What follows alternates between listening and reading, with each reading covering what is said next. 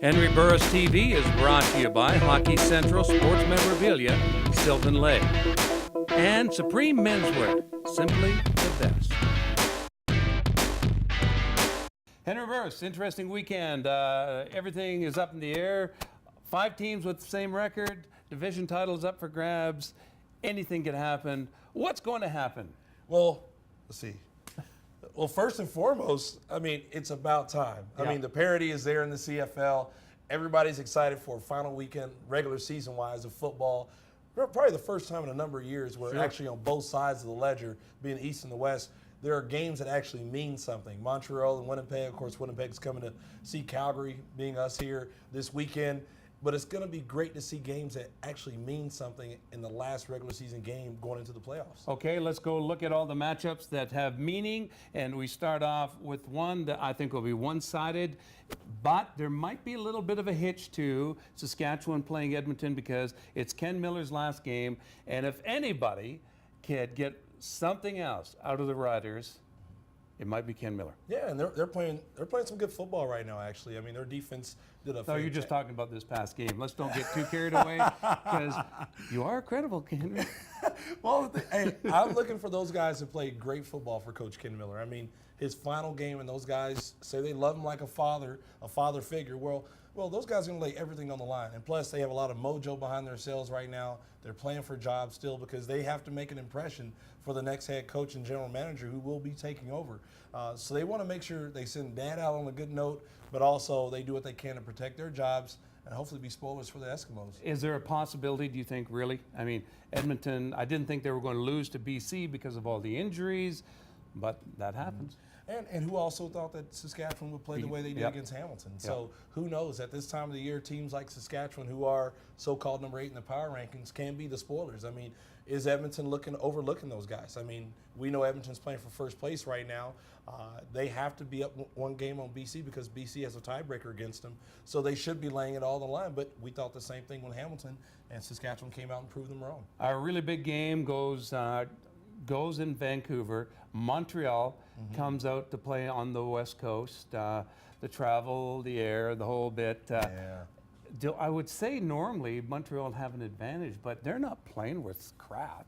And really, the last few games they've been playing brutal. It looks like things just aren't in a cohesive unit. Their secondary is banged up.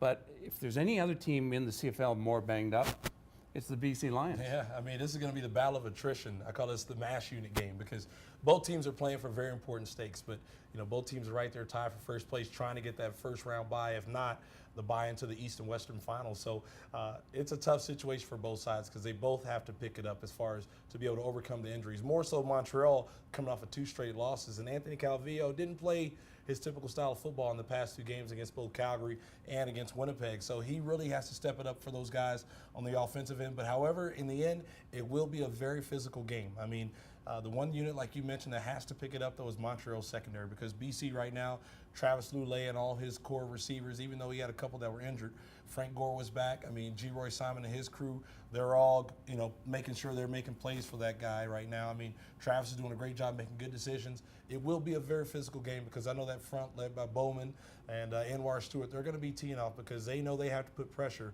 on Travis Lulay in order to give their secondary any opportunity to be successful against that great receiver corps. Well, they are Jamal Richardson drop pass from beating you guys. Yeah, I mean, that was wide open. It was and a tight game. After that circus catch he made against you guys, then come back wide open and it just goes through his hands. Well, I tell you, but you have to give our defense credit. Oh, sure. They did a masterful job. You know, 2 goal line stands, amazing goal line stands to hold out one of the most prolific offenses in the league with all the stars, the guy pulling the trigger, the running game that they have, and the offensive line that they have to go with that. Our defense did a great job of standing on their heads, just like Kipper in between the pipes, of keeping those guys out of the end zone and making sure that our team prevailed in victory in crunch time with no time left on the clock, 3 consecutive downs. They kept Anthony in that receiving core out of the end zone. So regardless of him dropping the ball or not, you got to give Calgary where credit is due, especially towards that defense. But now Montreal, they're really going to have to go up against a great defense with that front 7 in Vancouver with Khalif Mitchell, Aaron Hunt, I mean, Solomon Elamimian. Those guys swarm. They get after the quarterback, so they're really going to have their hands full with Bork his left tackle down and for this game as well. Solomon Aluminium. I can't say that unless I'm really drunk. know what I mean? Solomon Aluminium is one of the best linebackers CFL's ever seen. And I'll tell him and Jabari Yard, that Jabari guy, that plays for you guys. He's pretty good. So when Jabari Arthur goes up against Solomon Aluminium, it's quite a matchup. Was that what you were for Halloween? Drunk. Yeah, took it off the whole year just to play it one time. Now, Winnipeg comes back, and what the hell happened to Winnipeg? Yeah. I mean, talk about a shoe-in, a game they should have won that would have put them into the driver's seat, and they just let a golden opportunity go, lose to Toronto. Well, I tell you, injuries have really caught up to this team. Sure. I mean, with them losing their 2 top tailbacks, and of course, Buck Pierce. I mean, he's been on and off the active roster as far as being able to play with injuries. It's all catching up to those guys. I mean, they've had some injuries up front as well on the offensive line, which has really hindered those guys because their offense was built around the running game. And I mean, with one of the top running backs in the league, running games as far as yardage put up year in and year out, they really built their offense around the premise of being able to dominate the line of scrimmage. But now, a lot more of the pressure is on Buck Pierce, Alex Brink. Can those 2 guys handle it? Because teams are able to tee off because they know those guys are going to be dropping back each and every play. But they're doing the best they can. I mean, with the number of guys that they brought in to kind of fill the role within that running game, but it's really been tough transition for them. I mean, from the running backs that they've had to what they're working with now, they still have great receivers that they're trying to get the ball to as well, but it's been very inconsistent compared to what they've done in the past. Now their defense is on the field a lot, and they're getting worn down by the fact that they're on the field much more than they were commonly, and now it's really starting to take effect. Interesting games. Everything's on the line this weekend. Come Monday, we'll know who's who.